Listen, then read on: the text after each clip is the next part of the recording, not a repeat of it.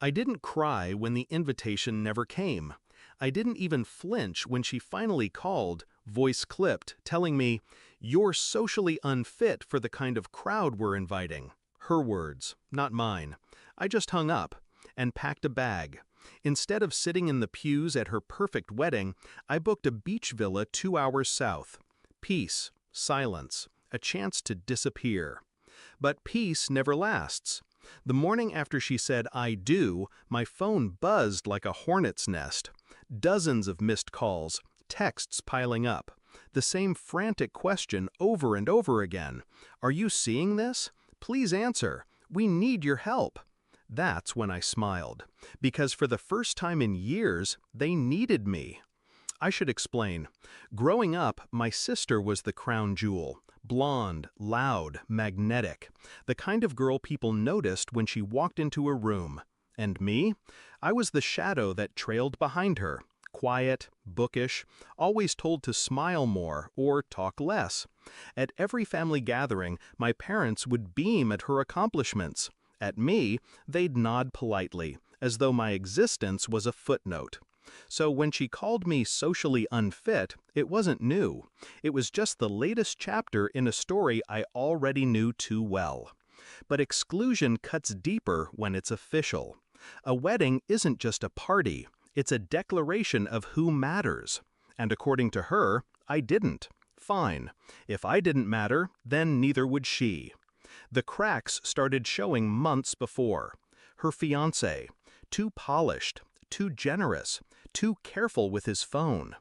I noticed it at Christmas, when he excused himself to take a work call but came back smelling faintly of perfume that wasn't my sister's. I didn't tell her. Why would I?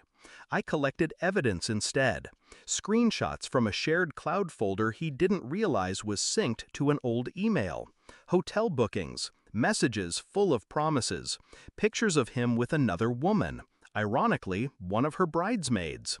I could have confronted her, could have saved her, but she never saved me.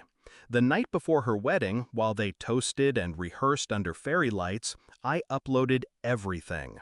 Every screenshot, every video, every whisper of his betrayal, scheduled to release publicly the moment they said "I do." No speeches, no scenes, no dramatic interruptions at the altar, just a quiet storm waiting to break. I was sipping coffee on the balcony of my beach villa when it detonated.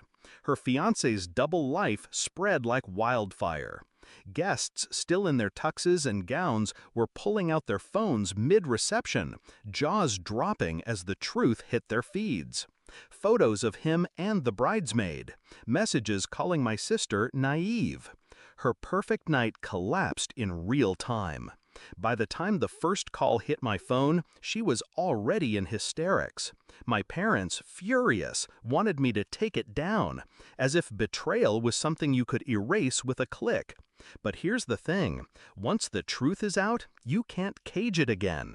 When I finally answered her call, her voice was shredded. "How could you? You ruined everything." "No," I said calmly, "he ruined everything. I just made sure you knew. You could have warned me. You could have invited me." Silence.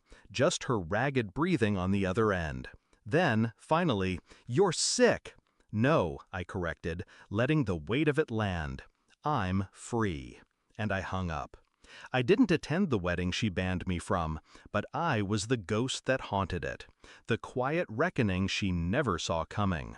Her guests still talk about it, the night the bride's new husband was exposed in front of everyone she ever tried to impress. A scandal dressed in lace and champagne. And me? I wasn't there to hear the gasps, but I didn't need to. I had already written the ending. For years, I was the background character in her story, overlooked, dismissed, humiliated.